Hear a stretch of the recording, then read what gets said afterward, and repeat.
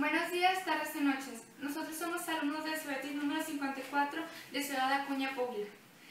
Estamos presentando un proyecto de la materia Ciencia, Tecnología, Sociedad y Valores 3 al cargo del licenciado Jesús Román. A continuación presentaremos 5 temas diferentes de la organización política, económica, social del México antiguo, México colonial, México decimonónico, México en el porfiriato, México moderno y contemporáneo. Nosotros pertenecemos al equipo de los P estaciones que está conformado de 5 integrantes diferentes. De Rubén García, Martín Rentería, Esteban González, Jesús Ricardo Villarreal y Frida Ayarto. Así que comenzamos. Hola, mi nombre es Frida Ayarto González, pertenezco al grupo de los P espacio N y les expondré el tema de la organización política, económica y social del México antiguo del siglo XVI. Empezaremos por la organización social. La organización social se dividía en nobles, plebeyos y esclavos. Los nobles y plebeyos pertenecían a las altas familias de altos linajes y los esclavos servían a aquellas familias. Se conformaba por los guerreros, comerciantes, agricultores y artesanos. La organización política estaba dividida en dos, en el Tlatoani y Consejo Político Administrativo. El Consejo Político Administrativo se encargaba de mantener el orden de la ciudad, pero siempre respetando la última palabra del Tlatoani, que en aquel entonces era elegido por los dioses. La organización económica estaba compuesta por la agricultura, que en aquel entonces cosechaban calabaza, frijol, maíz y cacao. También estaba compuesta por el comercio, que se regía por las ventas tanto internacionalmente como nacional. También estaba la producción de bienes y servicios, que aquí entraban los muebles, los vestidos, la comida, que se encargaba de mantener tanto a las familias como a ellos mismos. Muchas gracias. Esto fue la organización política, económica y social del México antiguo del siglo XVI.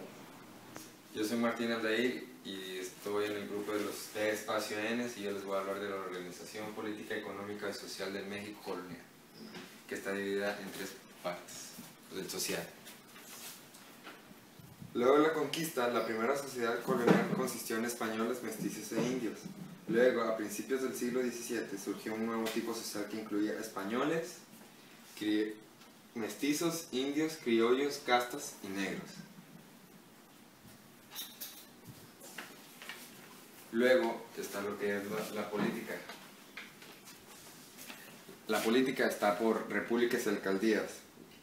Estas repúblicas o alcaldías eran la base de la organización política de la Nueva España. Ahora lo que es el virrey. El virrey a su vez coordinaba los trabajos político-administrativo de dos instancias de gobierno regional, que en conjunto supervisaban los tribunales civiles. Y lo que es la económica. Bueno, la económica estaba basada principalmente por la minería. Era la primera actividad económica de la colonia. Alrededor de las minas nacían centros de población y de comercio. Luego está lo que es la agricultura y la ganadería, que era donde sobrevivían principalmente todo lo que era ahí del mismo del país. Las manufacturas artesanales, comercio interno y externo. Estaban relacionadas pues para subsistir, y el comercio interno y externo entre misma región y a otros países o a otras regiones diferentes. Bueno, este fue lo que me tocó, el 2.2, y soy Martín y bueno.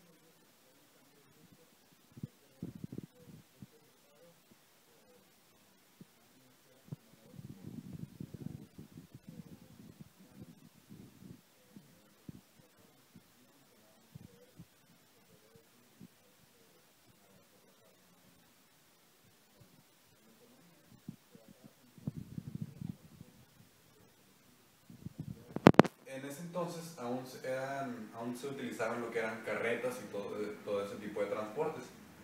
También una parte importante fue la llegada del telégrafo a México, la manufactura que se venían trabajando con ellos desde hace varios siglos atrás, las fábricas y los almacenes, que fue algo nuevo que se trajo el gobierno de España.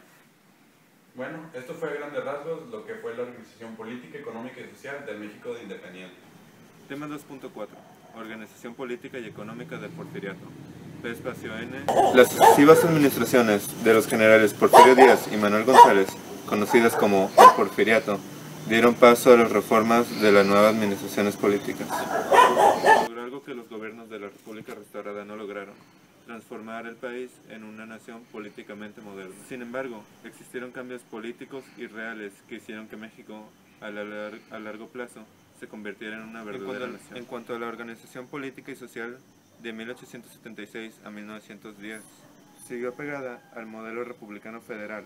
Sin embargo, existieron varias reformas que modificaron la Constitución. Las clases políticas se organizaron durante 20 años para así mostrar su lealtad al general Porfirio Díaz, dividiéndose así en dos grupos conocidos como los científicos y los realistas. Organización económica de 1876 a 1910. Los gobiernos porfiristas continuaron las políticas de apoyo para así atraer los capitales extranjeros.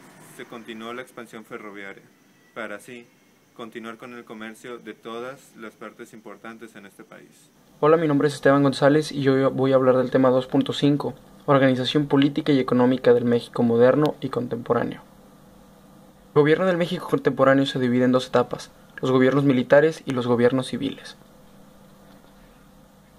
Los militares abarcaron de 1920 a 1940. Se dividieron en tres etapas: el caudillismo, el maximato y el cardenismo. El caudillismo abarcó de 1920 a 1928. Se caracterizó por los gobiernos del general Álvaro Obregón y Plutarco Elías Calles. Durante este periodo, el gobierno se basó en controlar a los caciques y terminar de eliminar a los enemigos de la revolución. El maximato de 1928-1934 tuvo los gobiernos de Emilio Portes Gil, Lázaro Cárdenas, Pascual Ortiz y Abelardo Rodríguez. Durante este periodo se establecieron los inicios de lo que ahora conocemos como el Partido Revolucionario Institucional. En sus orígenes era conocido como el PRM. El último periodo de esta etapa fue el cardenismo, de 1934 a 1940. Se caracterizó por la presidencia de Lázaro Cárdenas, la expropiación petrolera y el establecimiento del Partido Revolucionario Institucional como fuerza suprema del país. El México moderno se caracteriza por el gobierno del Partido Revolucionario Institucional, basado en los ideales de la revolución y de los primeros generales que tuvieron el poder de México después de este acontecimiento militar.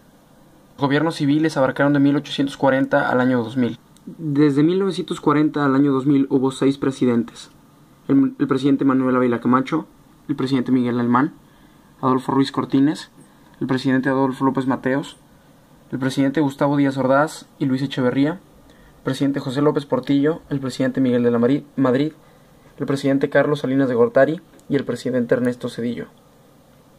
Los datos de todos estos presidentes se caracterizaron por la máquina total autoritaria del PRI.